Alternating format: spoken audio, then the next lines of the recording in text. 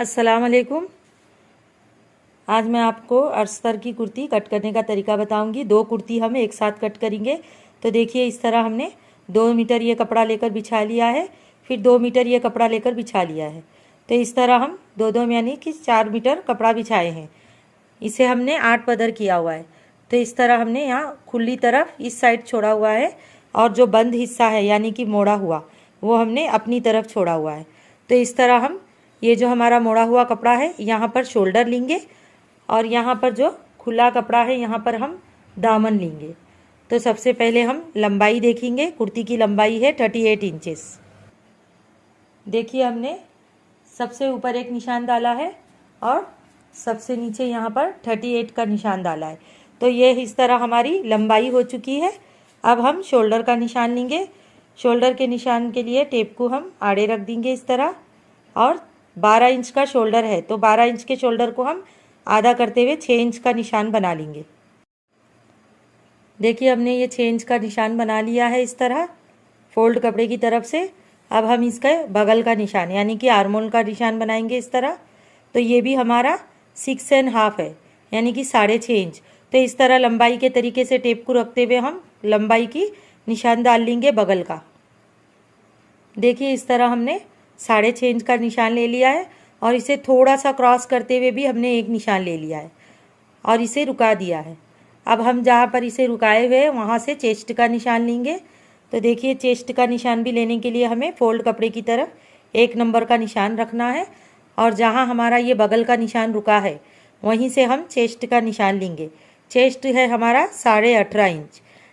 जब हम 18.5 इंच का आधा करते हैं तो 9 पे 2 काड़ी यानी कि 9.25 इंच आता है।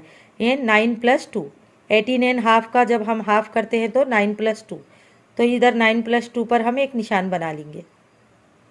देखिए ये 9 + 2 पर हमने निशान बना लिया है। अब हम दोबारा टेप को लंबाई के तरीके से रखेंगे यानी कि खड़ी तार में, और इस तरह टेप को रखते हुए कंबर की लंबाई लेंगे। कंबर की लंबाई ऊपर से यहाँ पर हमारी 12 इंच पर है तो पहले हम एक 12 इंच पर निशान ले लेंगे और इसी तरह हमारी चौकों की लंबाई 18 इंच पर है। देखिए टेप को हमें शोल्डर के पास रखते हुए एक 12 इंच पर निशान लगाना है कंबर की लंबाई का और चौकों की लंबाई का 18 इंच पर। तो ये निशान हम लगा लेंगे। देखिए ये 12 इंच पर हमने ऊपर से टेप रखते हुए कंबर का निशान और 18 इंच पर चौकों का निशान यानी कि हिप का निशान लगा लिया है।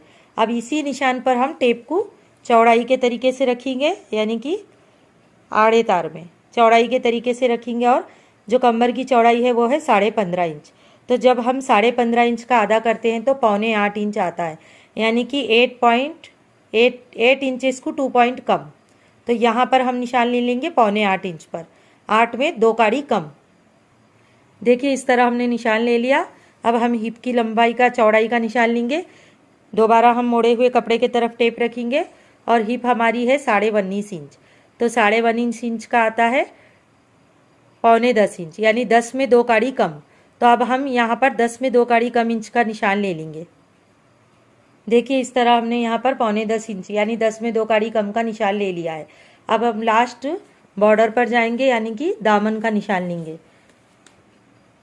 तो इस तरह हम टेप को बिल्कुल फोल्ड कपड़े से ही रखेंगे। इस कुर्ती का दामन है 11 इंच तो हम 11 इंच का हाफ करेंगे, 22 इंच। जब हम 22 इंच का हाफ करते हैं तो 11 इंच। तो देखिए ये फोल्ड साइड से यानी कि मोड़े हुए कपड़े से हम यहाँ पर 11 इंचेस पर निशान लगाएंगे। तो ये हमारा रेडी कुर्ती का साइज हो चुका है। तो कुछ इस तरह हमारी कुर्ती का साइज दिखता है। अब हम इन सब निशान को मिला लेंगे। देखिए इस निशान से इस निशान को और इस निशान से इस निशान को इस तरह हम मिलाएंगे। देखिए ये निशान हमने मिला लिया है। अब हम इस निशान से लास्ट के निशान को मिलाएंगे यानी कि हिप के निशान से हिप की चौड़ाई से बॉटम की चौड़ाई को। देखिए हमने यहाँ पर इसके बाद ये निशान मिलाने के बाद यहाँ से माया लेना है। ये जिसकी कुर्ती है उसने हमें माया ज़्यादा रखने के लिए कहा है, वरना हम 1.5 इंच लेते हैं, लेकिन इसमें हमने 2 इंच लिया है। तो ये 2 इंच एक्स्ट्रा कपड़ा हमारा अंदर मार्जिन के लिए होता है। तो देखिए यहाँ पर भी हमने 2 इंच ले लिया है और यहाँ पर हम 1 इंच लेंगे। लेने वाले 1.5 इंच भी लेते हैं, लेकिन ये चौक के पास सही नहीं बैठता है, ड्रेस लूज हो जाता है, फिटिंग में बराबर नहीं आता है। इसके लिए हम यहाँ पर 1 इंच लेंगे। और जो हमारा लास्ट का बॉटम है यानी कि दामन, यहाँ पर भी हम 1 इंच लेंगे। अब बिल्कुल अंदर के निशान की तरह बाहर के निशान को भी मिला लेंगे। देखिए हमने इस तरह मिला लिया है बाहर के निशानों को भी। आप चाहे तो स्केल यूज कर सकते हैं, लेकिन मैंने टेप के जरिए ही मिलाया है। अब देखिए जो हमने क्रॉस किया था यहाँ से, इस तरह हम 1 इंच लेते हुए बगल का शेप निकालेंगे। यानी कि ये जो हमारा ये एल्युमिनियम का टुकड़ा है, ये सामने कॉर्नर पर, इसके निशान से हम इसे राउंड बनाएंगे। देखिए इस तरह हमने यहाँ पर इसे निशान दे दिया है। अब हम इसे इस तरह राउंड करेंगे, शेप देंगे राउंड। तो देखिए ये हमारा आर्मोल का भी निशान बन चुका है। तो इस तरह हमारी ये अस्तर पर जो डायग्राम हम डालते हैं वो डायग्राम रेडी है। अब हम इसे कट कर लेंगे और इसे ऊपर की कुर्ती पे रखते हुए कटिंग करेंगे। देखिए इस तरह हमने कुर्ती को कट कर लिया है। अब देखिए हम इसमें यहाँ पर कट भी हमने लगाया है, यानी कि इस तरह छोटे से कचके लगा दिए हैं यहाँ पर, ये चेस्ट के पास, कमर की चौड़ाई के पास और हिप की चौड़ाई के पास। इससे हमें सिलाई में मदद मिलती है। अब हम इस पर यहाँ जो साइज आता है वो यहाँ पर नंबर के जरिए लिख लेंगे। ये देखिए ये 18.5 इंच है चेस्ट का निशान, कमर की चौड़ाई है 15.5 इंच और हिप की चौड़ाई है 19.5 इंच। तो ये इससे लिखने से क्या होता है कि हमें सिलाई करते वक्त दोबारा सी हुई कुर्ती को मापने की ज़रूरत नहीं पड़ती, हम इसलिए इस तरह लिख लेते हैं। अब ये हमारी 2 कुर्ती एक साथ, 2 कुर्ती का अस्तर कट हो चुका है, यानी कि एक ही साइज की 2 कुर्ती थी, तो हमने इसे 8 पदर कपड़ा करते हुए इसे 2 कुर्ती को कट कर लिया है। अब हम इसे अलग अलग करते हुए 2 कुर्ती पे एक कपड़े पर रखकर कट करेंगे। देखिए ये हमारी बांधनी की कुर्ती है। ये फ्रंट के हिस्से में इस पर वर्क दिया हुआ है, मिरर वर्क, यानी कि ये मिरर नहीं है, यानी कि ये चमकी के जैसा काम है और पीछे प्लेन है। तो पहले हम इस कुर्ती को बीच में से डिवाइड करेंगे, यानी कि बीच में से हम यहाँ से पहले कट करेंगे। देखिए हमने इसे अलग कर लिया है। ये हमारा सामने का हिस्सा है और ये हमारा पीछे का हिस्सा है। इसी तरह हम और एक कुर्ती को अलग करेंगे। देखिए ये हमारी दूसरी कुर्ती है, जो कि सामने का गले के पास का डिज़ाइन है और इसके जो पीछे का साइड है ये प्लेन है।